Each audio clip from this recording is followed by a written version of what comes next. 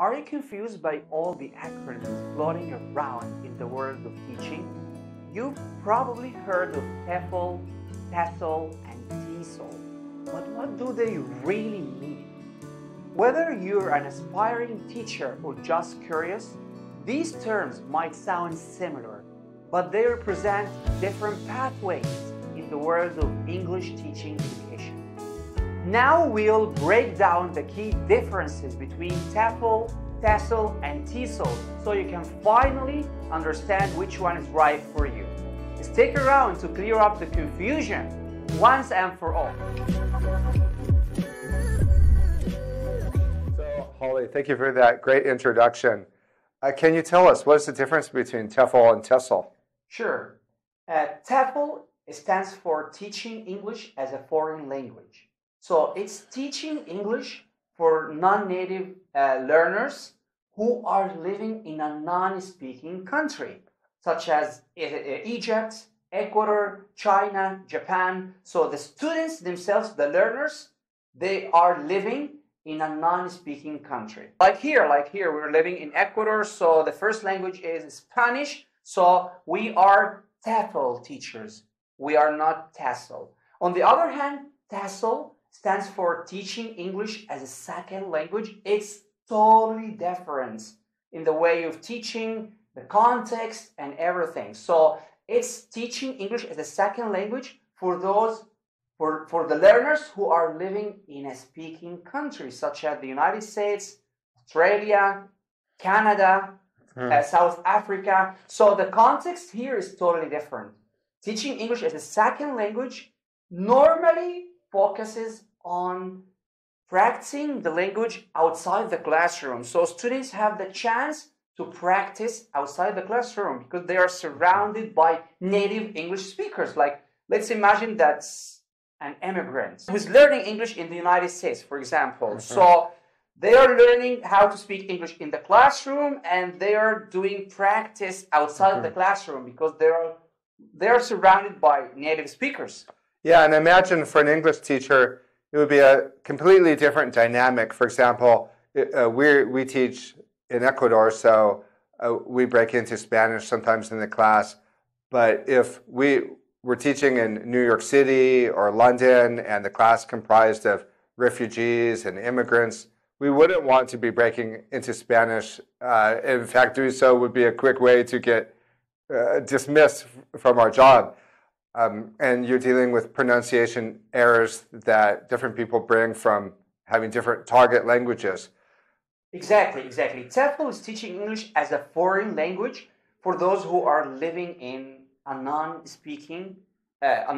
speaking country, such as Ecuador, Japan, China, Egypt. We are doing here right now. So normally students don't have a chance to practice outside the classroom, and that might motivate teachers to give them real life activities in the classroom because they won't have the chance to do that outside the classroom because let's say we're teaching like here we're teaching in Ecuador, so the first language here is Spanish, so students are not going to have a chance to speak English outside the classroom.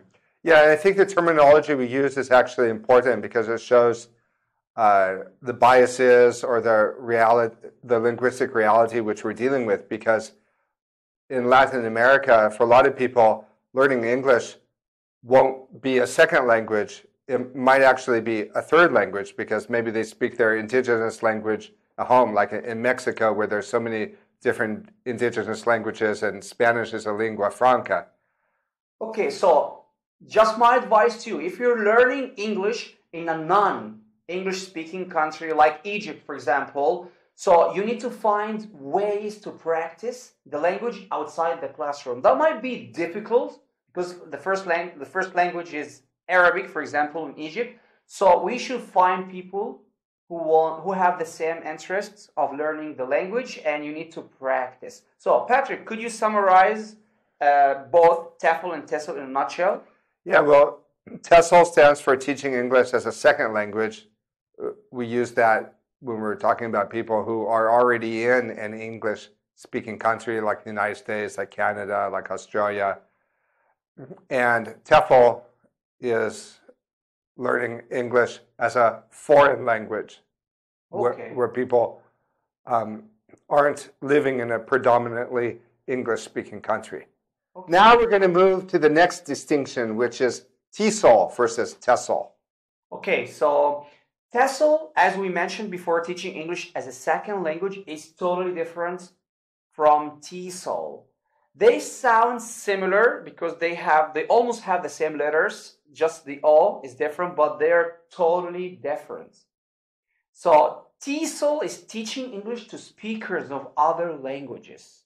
It encompasses TEFL and TESL. The field, in other words. Exactly. Could you give us an example about it? Well, it's what we've been studying over the last couple of years. Exactly. So it normally encompasses TEFL and TESL, includes the field in general, whether the country is the United States, Canada, Ecuador, China, any country. It doesn't matter. Mm-hmm. And that's what we're here for, is to learn how to be better teachers in this field of TESOL. And that's why we're doing these videos, huh? Exactly. And normally TESOL is like also, it's the name of so many courses all over the world in order to teach methodologies about teaching as well. Yes, because we want to be actualized and current in our teaching methodologies. So Holly, could you summarize for us in a nutshell what these differences are? Sure. So as we mentioned, TESOL is teaching English as a second language in an English-speaking country. Whether TESOL, it's the general word, the main term, it encompasses TESOL, TEFL, or any teaching. Well, that was very helpful. Thank you, Holly.